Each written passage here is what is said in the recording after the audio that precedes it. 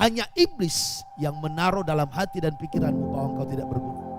Hanya iblis yang menaruh dan mengatakan kepadamu bahwa engkau tidak dikasihi Tuhan.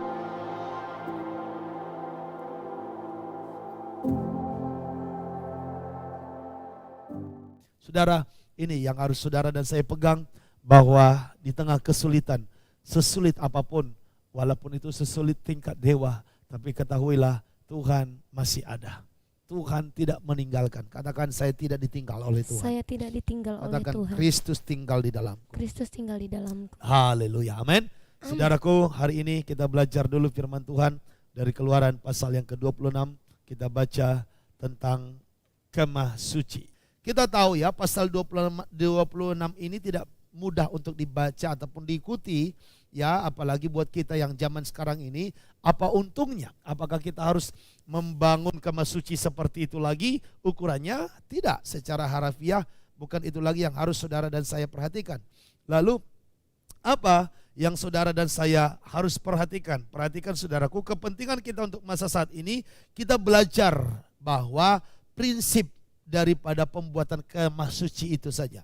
Apa prinsipnya? Prinsipnya adalah sesuatu yang rohani itu disampaikan Tuhan dengan detail dan dipaparkan dengan ukuran yang pasti. Kita bisa lihat bahwa kemah ini yang terdiri dari material yang berbeda-beda, tetapi dipersatukan menjadi sebuah tenda besar. Ya, materialnya berbeda-beda, tetapi dipersatukan menjadi satu tenda yang besar, menunjuk bahwa kita, gerejanya, adalah orang yang berbeda-beda, tetapi disatukan menjadi satu tubuh Kristus.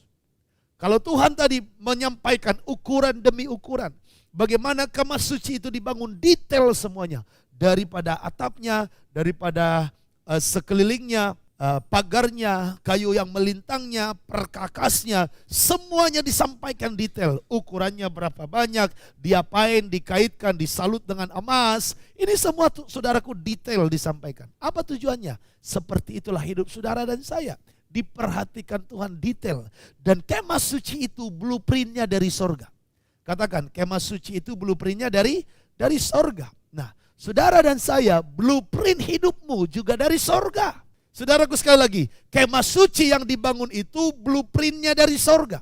Demikian pagi hari ini saya mau katakan, hidup saudara dan saya blueprintnya juga dari sorga. Apa yang akan dibuat Tuhan dalam hidup kita itu jelas ada di sorga. Perencanaannya jelas. Kemah suci tidak dibangun saudaraku tanpa perencanaan. Kalau sekarang dikatakan harus ada RAB-nya sebuah bangunan, ini detail semuanya saudara.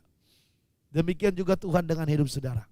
Ada perencanaan yang jelas. Makanya dalam Yeremia 29 ayat 11 dikatakan, sebab aku ini mengetahui rancangan-rancangan yang ada padaku mengenai kamu, yaitu rancangan masa depan yang penuh dengan harapan, bukan rancangan kecelakaan.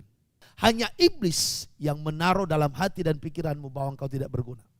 Hanya iblis yang menaruh dan mengatakan kepadamu bahwa engkau tidak dikasihi Tuhan. Kemah suci itu dibangun dengan aturan demi aturan yang dari Tuhan. Menunjuk kepada apa? Bait Allah itu tidak boleh sembarangan. Sama halnya hidup kita, diri kita, tubuh kita yang disebut bait Allah tidak boleh sembarangan. Bait suci dibangun, tidak boleh sembarangan. Ukurannya jangan sembarangan. Bahannya gak boleh sembarangan.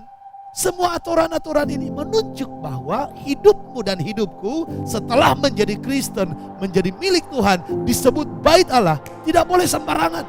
Kalau dahulu kita hamba dosa, sekarang kita harus menjadi hamba kebenaran.